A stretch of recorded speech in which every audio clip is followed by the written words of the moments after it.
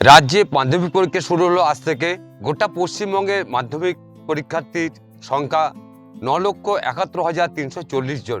তাদের মধ্যে বেশিরভাগটা দেখা যাচ্ছে যে সুন্দরবনের প্রান্তিক এলাকা থেকে যারা পরীক্ষার্থী আসছে, বিশেষ করে যেসব ছাত্রীরা এই নদী পার হয়ে তারা ভোরবেলা তারা বাড়ি থেকে রওনা দিয়েছে তারা পরীক্ষা কেন্দ্রের উদ্দেশ্যে। যেমন রায়মঙ্গল, কালিন্দী, গৌড়েশ্বর, একাধিক নদী তারা পেরিয়ে তারা পরীক্ষা কেন্দ্রে আসছে হিঙ্গলগঞ্জে, এবং সেখানে দেখা যাচ্ছে তারা যথেষ্ট পরিমাণে তাদের আগ্রহ রয়েছে এই পরীক্ষা দেওয়ার জন্য, যে সকাল থেকে তারা অভিভাবকদের সঙ্গে নিয়ে তারা গন্তব্যস্থানে পৌঁছাচ্ছেন। এবং সুন্দরবনে অত্যন্ত প্রান্তিক এলাকা, সুন্দরবনে নদীপথের ব্যবস্থা আছে, কিন্তু প্রশাসনের কড়া ব্যবস্থা আছে। ছেলেরা পরীক্ষা দিতে যাচ্ছে, আশা করছি সবাই ভালোভাবে পরীক্ষা হবে এবং প্রশাসন সেইভাবে নজর রাখবে। সুন্দরবন এলাকার যেসব প্রশাসন রয়েছে তারা কিন্তু নিরাপত্তা একেবারে চাদরে মুড়ে ফেলেছে, যেহেতু নদী বেষ্টনী এলাকা। এই নদী বেষ্টন এলাকাগুলি ঝুঁকি থেকে যায় পারাপারে, তাই তারা সকাল থেকে সমস্ত রকম ব্যবস্থা রাখা হয়েছে গোটা সুন্দরবন জুড়ে। পুলিশ প্রশাসন যেমন তৎপর রয়েছে, তেমন ডিজাস্টার ম্যানেজমেন্ট যারা রয়েছে, অর্থাৎ নদীতে যারা নৌকা চালায়, যেসব মাঝি মোল্লারা রয়েছে, তাদের যথেষ্ট পরিমাণে তারা সক্রিয় রয়েছে। কোনো রকমভাবে কোনো অপ্রীতিকর ঘটনা যাতে না ঘটতে পারে সেই দিকে নজর রেখেছে প্রশাসন। নদী পার হয়ে দেখলাম অনেকেই পরীক্ষা দিতে এসছে দূর থেকে। এখানে প্রশাসনিক তৎপরতা যথেষ্ট নজরে আসলো এবং নিয়মানুবর্তিতার মধ্যে দিয়ে সুন্দরভাবে ব্যবস্থাপনার মধ্যে দিয়ে পরীক্ষা সম্পন্ন হচ্ছে। ভালো লাগলো।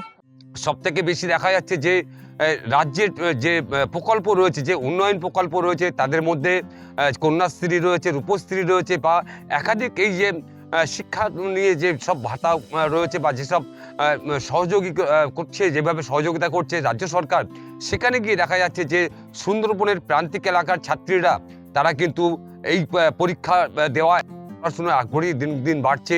অর্থাৎ এই পরীক্ষা কেন্দ্রে আসার জন্যে ছাত্রী এবং ছাত্রীদের অভিভাবকদের দেখা যাচ্ছে যে পরীক্ষা কেন্দ্রে আসার জন্য তারা তৎপর হয়েছে এবং সেখানে এসে তারা পরীক্ষা দিচ্ছে।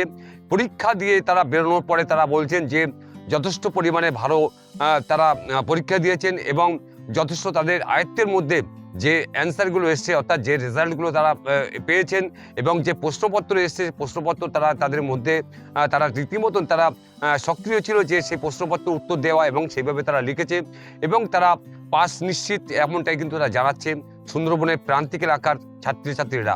অর্থাৎ এই সুন্দরবনের যেসব স্কুলগুলো রয়েছে, একাধিক উচ্চ মাধ্যমিক স্কুল রয়েছে যেখানে পরীক্ষা কেন্দ্র রাখা হয়েছে, এবং সেখানে সবথেকে বেশি পরীক্ষা কেন্দ্রে দেখা যাচ্ছে যে ছাত্রী, অর্থাৎ প্রান্তিক এলাকার যেসব ছাত্রীরা আছে তারা তাদের বেশি ভিড় দেখা যাচ্ছে। খুব ভালো পরীক্ষা হয়েছে, প্রশ্নপত্র খুব সহজে এসেছে। আমরা খুব ভালোভাবে খুব সুস্থ মতো পরীক্ষাটা দিতে পেরেছি। আমি কন্যাশ্রীটা পাই বছরে 1000 টাকা করে। এতে আমার অনেক সুবিধা হয় বইপত্র কেনার, এবং আমার পড়াশোনার টিউশনি খরচটাও অনেক ভালোভাবে চলে। এই এলাকায় যেসব পড়ুয়ারা রয়েছে তারা একসময় পড়াশুনো করতে পারতো না অভাবের তাড়নায়, তাদের কিন্তু সেই প্রান্তিক এলাকা অর্থাৎ দুলদুলি, সাহেবখালী বা ছোট সাহেবখালী, এরপরে যেসব গ্রামগুলি আছে, এই গ্রামের মানুষজন যারা আছেন তারা কিন্তু হতদরিদ্র পরিবারের থেকে উঠে আসে।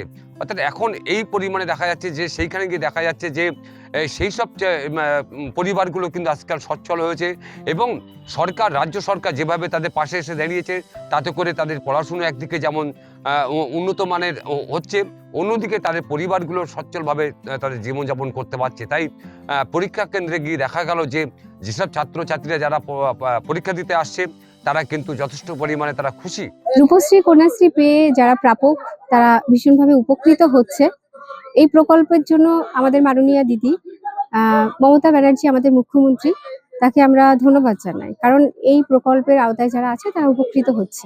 এই যে পরীক্ষা কেন্দ্রে তারা এসে পরীক্ষা দিতে পারছে এবং গোটা বিষয়টি তারা উপলব্ধি করতে পারছে, এটা কিন্তু তাদের কাছে বিশাল একটা বড় প্রাপ্তি। সুন্দরবন থেকে শ্যাম বিশ্বাস, আর প্লাস নিউজ।